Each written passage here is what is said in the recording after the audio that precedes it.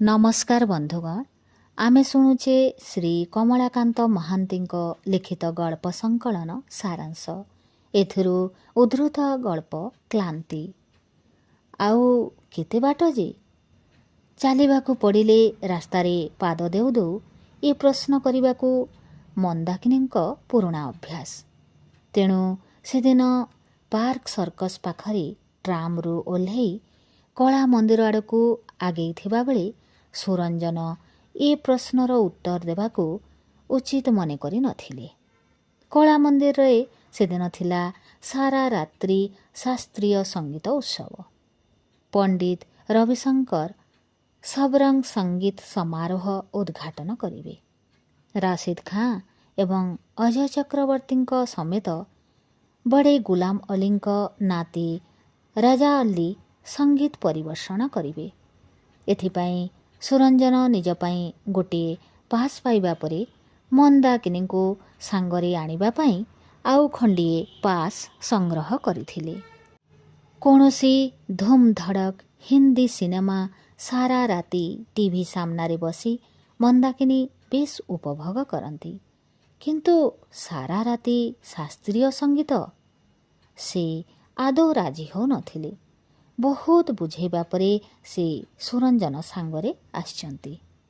संगीतरे अनाग्रही स्त्री को सांगरे आनिबार प्रधान कारण होची सबरंग संगीत समारोह को आसुथिबा कलिकतार बहु भद्र व्यक्ति मानक सहित सेमानक सहधर्मणी को देखिबाकू मिलिथे। सेमानक मध्यरु अनेक सुरंजनर परिचित। तेणु समस्ते सस्त्रीक थिबा बेले से एका एका बसिबाटा केमती खाप छड़ा हुअंता। गत वर्षर ए अनुभूति परे से ए वर्ष स्त्री को सांगरे आनिछंती। केबे संगीतठू बड़ कथाटी होची परदिनर रॉयल गार्डन पार्टी। सबरंग संगीत समारोहर परदिन वर्धमान महाराज कुमार डॉक्टर प्रणय चांद महताब निज उआसरे पार्टीटीए देइथांती। सेठारे मध्य सहरर बहु विशिष्ट व्यक्तिंक भिड़। सेठिकी आसंता काली सुरंजन जीव स्त्री को सांगरे नहीं। जदि आजी संगीत आसर रे से सस्त्रीक देखा न दी काली रॉयल पार्टी को सस्त्रीक गले केही हुए तो भ्रुकुंचन करि पारे। आउ केते बाट जे बेसी बाट नुहे, एई पेट्रोल पंप पार हो गले कला मंदिर। एतिकी कहू कहू सुरंजन पछको चाही देखिले मंदाकिनी प्राय 5 गज पछरे निज गति धिमेई ताकू पाखकू आसीबा जाए से अपेक्षा कले। इते आस्ते किए चाले? चालिबा गोटे भल अभ्यास। तमे कण स्वास्थ्य रक्षार ए साधारण नियम टिकक जान ना? सुरंजन को जवाब देई मंदाकिनी कहिले स्वास्थ्य रक्षार ए नियम से जानती, किंतु अन्य नियमटी रात्रि अनिद्रा होई यात्रा देखिले बा गीत सुनले देह खराब हो पारे। एक कथा तमे जान तो? सीढ़ी लगाई सारा राति 3-3टा हिंदी सिनेमा देखिबा परे भी जदि तम देह खराब होनी, राति अनिद्रा होई क्लासिकल म्यूजिक सुनले मो देह खराब हेबो काहेकि? ता छड़ा गोटे 1.5टा पर्यंत चेइबा मोर अभ्यास। मते राति अनिद्रा बाधिब नाही। सेते बेलकू सेमाने पेट्रोल पंप पार होई कला मंदिर गेट पाखरे पहुंची जाइथिले।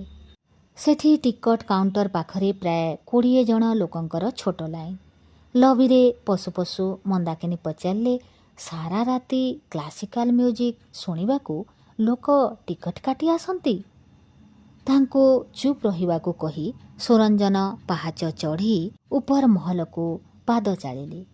तृतीय धाड़ी रे बसी मंदाकिनी स्वस्तिर निश्वास मारला बेलकू पंडित रविशंकरଙ୍କ उद्घाटन भाषण आरंभ होउथला। परे परे उस्ताद बड़े गुलाम अलीଙ୍କ विशाल प्रतिकृति रे माल्यार्पण परे आरंभ हैला राशिद खां संगीत परिवेषण। 2 घंटा परे अजय चक्रवर्ती राग दरबारी कान्नेडा ଶୁଣି ସୁରଞ୍ଜନ ପୁଲକିତ ହୋଇ ଉଠିଲା ବେଳକୁ ମନ୍ଦାକିନୀଙ୍କୁ ଲାଗି ଆସୁଥିଲା ପତଳା ନିଦ। ବାତାନୁକୂଳ କଳା ମନ୍ଦିରରେ ହାଲକା ନିଦର ସ୍ୱାଦ ସହ ସେ ଉପଭୋଗ କରୁଥିଲେ କ୍ଲାସିକାଲ ମ୍ୟୁଜିକ୍ର କୋମଳ ସୁର। କିଛି ସମୟ ପରେ ରଜା ଅଲ୍ଲୀ ଷ୍ଟେଜ୍କୁ ଆସିବା ପୂର୍ବରୁ ଅଧଘଣ୍ଟାର ବିରତି। ସୁରଞ୍ଜନ ଚା ପିଇବାକୁ ଲବିକୁ ଆସିଲେ। ମନ୍ଦାକିନୀ କିନ୍ତୁ ଉଠିବାକୁ ନାରାଜ। ସେ ସେମିତି ବସିଥିଲେ ସକାଳ ପର୍ଯ୍ୟନ୍ତ। ସଙ୍ଗୀତ ଆସର ପରେ ବଡ଼ି ସକାଳୁ ଟ୍ୟାକ୍ସି କରି ଘରକୁ ଫେରିବା ପର୍ଯ୍ୟନ୍ତ ସେମାନେ ପ୍ରାୟ ନୀରବ ଥିଲେ।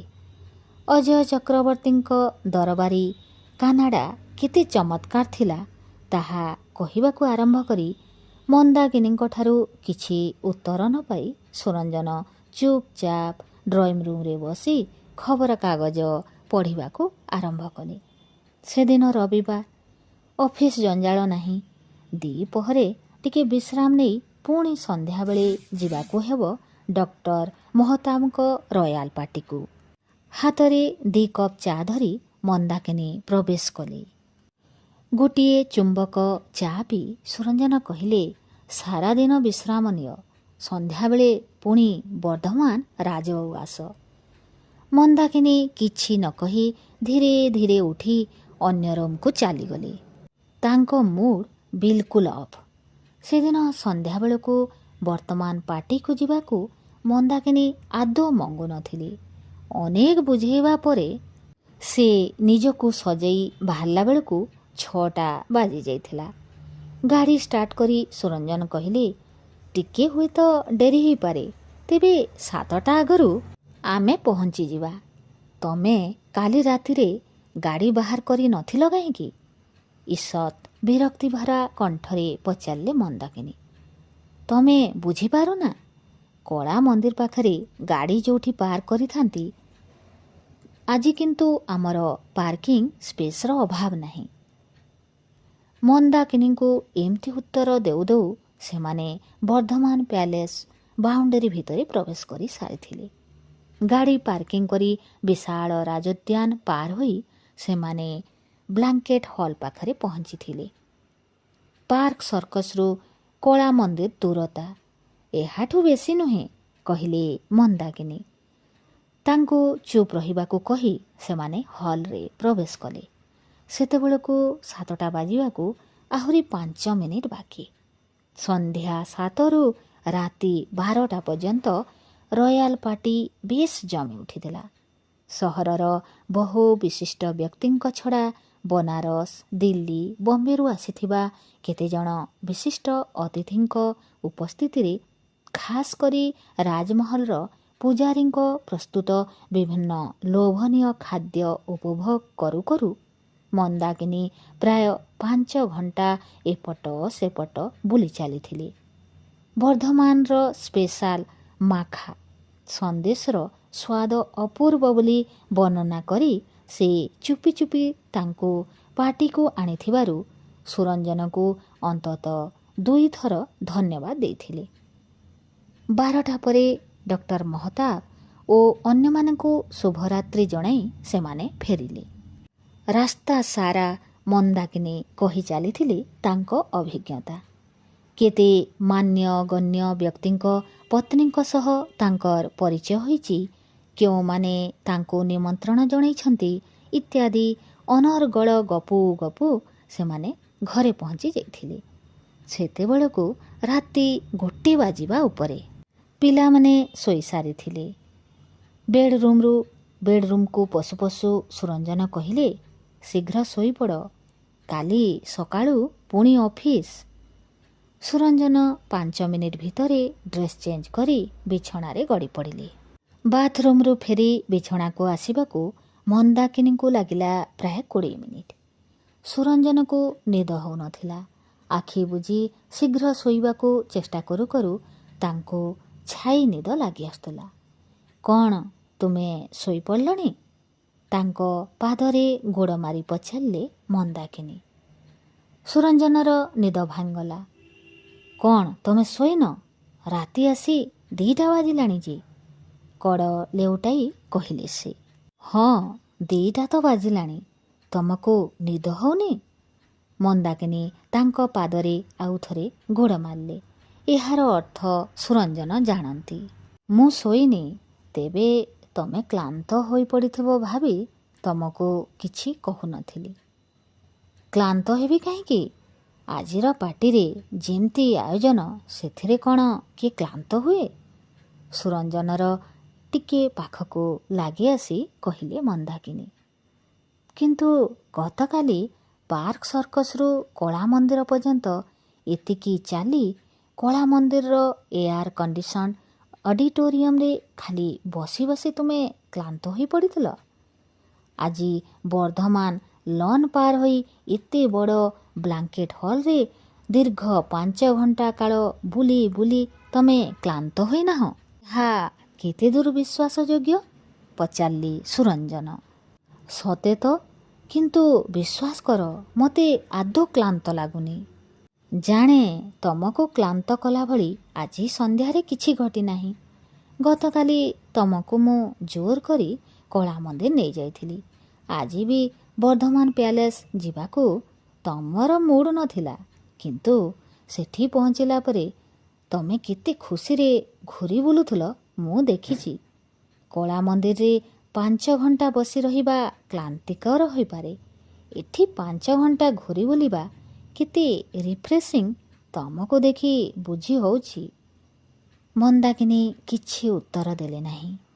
ସୁରଞ୍ଜନ ପୁଣି କହିଲେ, ଦୈହିକ ପରିଶ୍ରମ ହୁଏତ ସମୟ ସମୟ କ୍ଳାନ୍ତିକର ହୋଇଥାଏ, କିନ୍ତୁ କ୍ଳାନ୍ତିର ଅସଲ ରହସ୍ୟ ହେଉଛି ତମ ଆଟିଚ୍ୟୁଡ୍। ଏତେ ବୁଲିଲା ପରେ ବି କେତେ ସତେଜ ଲାଗୁଛ ତମେ। କିଛି ଉତ୍ତର ନ ଦେଇ ମନ୍ଦାକିନୀ ସୁରଞ୍ଜନର ଆହୁରି ପାଖକୁ ଲାଗି ଆସିଲେ।